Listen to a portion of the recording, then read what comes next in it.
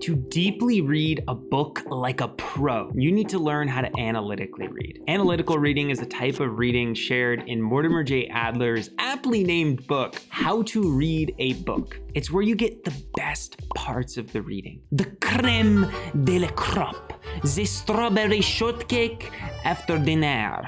I'm sorry, I had a lot of caffeine before this recording. In this video, I'm gonna teach you how to analytically read a book. And this is the third part in my 4-part series, How to Get the Most Out of a Book Masterclass. So if you haven't seen the first 2 parts, I would recommend checking them out up above. But you can also stay with me here if you want to. Let's learn how to analytically read. Adler explains that there are 4 essential stages to analytical reading. The first is, what is the book about as a whole? Second is, what is being said in detail and how? The third is it true in whole or in part? And the fourth is, what of it? So 2 interesting tidbits that I want you to notice here. Firstly, notice how the first question, what is about as a whole, is just inspectional reading. This is what I meant by the levels of reading are cumulative. Analytical reading includes the ability to inspectionally read and elementary read. Secondly, notice how we don't ask about the book's significance or if it is true in whole or in part until after we've understood what the book is about as a whole and what is being said in detail and how. That's because we wanted to maintain intellectual humility, the ability to give the author a chance to state their arguments before we judge them prematurely. Now, the simple truth is you're not gonna have the patience or energy to do these 4 stages perfectly in order and in full every single time. This is more an ideal to follow than a rigid guideline to do every single time. I often follow these stages subconsciously and consciously as I'm reading, rather than doing them perfectly every single time. So try to follow them somewhat, but realize that just even learning how to do this in any degree is more than what most people do because they're stuck at elementary reading. So with that being said, let's hop on our Mario Kart and get going. The first stage, what is about as a whole? So literally just inspectional reading. So go back and watch that lesson in order to learn how to do inspectional reading. The second stage, what is being said in detail and how? This involves 4 steps. Firstly, coming to terms with the author by interpreting their keywords. Secondly, grasping the author's primary propositions by focusing on their most pivotal sentences. Thirdly, understanding the author's arguments by identifying or constructing them from consecutive sentences. And fourthly, determining what problems the author has addressed or failed to address. Let's take each of those 4 steps in turn. So firstly, there's coming to terms with the author's keywords. A term is simply an unambiguous word. And the reason we have to come to terms with the author is oftentimes we use the same words as other people, but we don't have the same terms for them. So the word game is a great example. Despite being only a single word, it has many terms. Game could mean video game, board game, a set of artificial goals, rules, and feedback system, as well as voluntary participation with a gameplay loop, and so on and so on. So this is why it's so important to come to terms with the author, because if you don't, you're going to misinterpret what they're saying in the book. It's like arguing with someone over what the best anime is, but their definition of anime is comic books and yours is Japanese art, right? Not fun. So to make matters worse, bad authors sometimes equivocate, which means they change the term of a word in the course of an argument, even though it's the same word. So this is a logical fallacy that breaks linguistic consistency, and there isn't much you can do about it other than realize the book's probably bad. But let's assume you're reading a good book. How do you find keywords and then come to terms with the author? There's a few principles, which is first, mark the words that trouble you, because these are probably words that the author is trying to make sure you understand are important. Then Look for stresses the author puts on certain words and not others. They may use quotation marks, bold, italics, and they also might focus on it in the text. They might state the importance of a specific meaning of a word literally in their writing. So look at them doing your job for you. It's nice. Then once you've found the word, you can use the author's writing and context of the rest of the sentence, the paragraph, the book itself, or a dictionary to try and figure out what the term for the word actually is. And how do you know when you've actually come to terms with the author? One of the best ways is by stating the term in your own words. Because if you can state it in your own words, it guarantees you understand what they're saying, right? You're using your own language. It's not enough to just state the author's interpretation in their words. It has to be your own. Second, once you've come to terms with the author, you have to grasp the primary propositions by focusing on the most pivotal sentences. A proposition is simply a statement or an assertion that expresses a judgment or opinion. And your job as an analytical reader is to find those propositions within the most important sentences. Not every sentence or book is going to contain a proposition. In fact, most of them aren't. They're just filler sentences to explain the argument and evidence of some sort. Thus, many of the sentences in the book are not going to have propositions. And furthermore, many sentences can have more than one proposition in them depending upon the meaning of the words in the sentence. As Adler describes in How to Read a Book, it's possible for the same sentence to express different propositions if there is a shift in the terms of the words expressed. Reading is learning is a simple sentence, but if at one place we mean by learning the acquisition of information, and in another we mean the development of understanding, the proposition is not the same because the terms are different, yet the sentence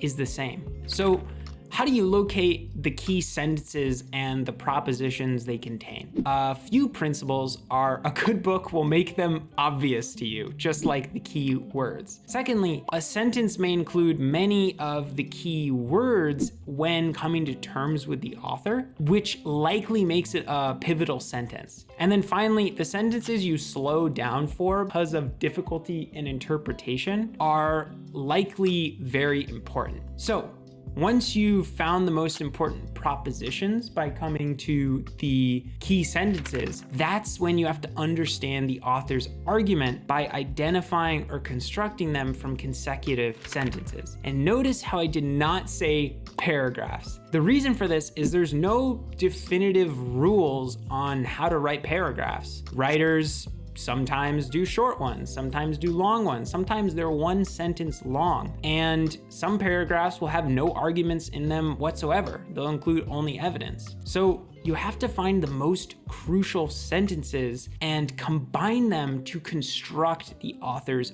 arguments. Remember, arguments are simply reasons linked to conclusions. In other words, propositions coming together. Notice how all these steps are linear in analytical reading. They're building blocks off of each other. You find the keywords, find the key propositions that have keywords in them, and then you construct the arguments out of the propositions and consecutive sentences together. You can find the most important arguments posed in the beginning and summarized at the end of a chapter. But if not, there's a few key principles you can use to find an author's argument, which is to connect them together from the author's critical propositions, to look for indications of reasons or conclusions. So usually sentences that do that will include words like if, this, and because, and thus, stuff like that. And then finally, look for critical problems or questions the author asks and then answers to them. Once you've found the arguments by constructing them from consecutive sentences, you need to determine which problem or problems the author has addressed or failed to address. So the problems are simply what the author posed they would explore inside of the book. And they're usually revealed in the introduction and at the start of each chapter, and it's your job to determine if they actually solved them or if they just lied to you like a I don't know why I'm Western now, but I am. And if they did not solve them, did the author recognize that inside of the writing? Once you've done that, congratulations! You've just completed the most difficult work of understanding the book. And now you're finally ready to take your massive King DDD hammer and criticize the book, because you know that's what you wanted to do from the get-go. So now we're on to stage 3. Is it true in whole or in part? Remember, we did the previous 2 stages first because we need to understand the book before we criticize it. We want to remain intellectually humility. So our goal as linked readers is to grow our knowledge as objectively as possible. That's, of course, impossible to do completely. Subjectivity will always come through, but we can minimize it along the way. So once we've done the previous 2 stages of analytical reading, there are 4 things we can say to criticize the author. The first is the author is uninformed. The second is the author is misinformed. The third is the author commits argumentative fallacies. And the fourth is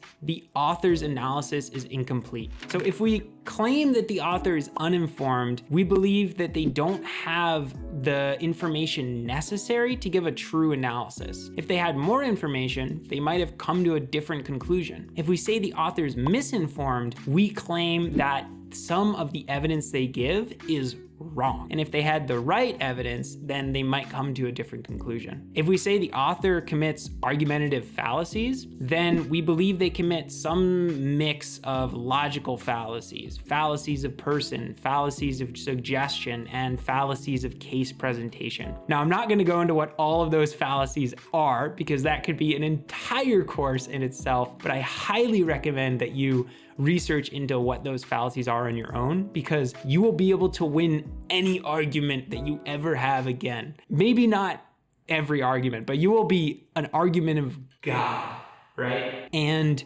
you claim that the author commits one of those, and therefore their conclusion might be wrong. And then finally, if you claim that the author's analysis is incomplete, you suggest that they haven't addressed all their initial problems that they started out with, that they haven't utilized their resources fully, that they overlooked potential implications and ramifications of their arguments, and that they missed crucial distinctions relevant to their objectives. So if you can't criticize an author in one of these 4 ways, you have nothing else you can do but agree. You can't say, I see nothing wrong with your argument, but still disagree. Unless they stole your peanut butter. That is truly the worst thing that you could possibly do as a human being. Now, the 4th stage of analytical reading is asking, what of it?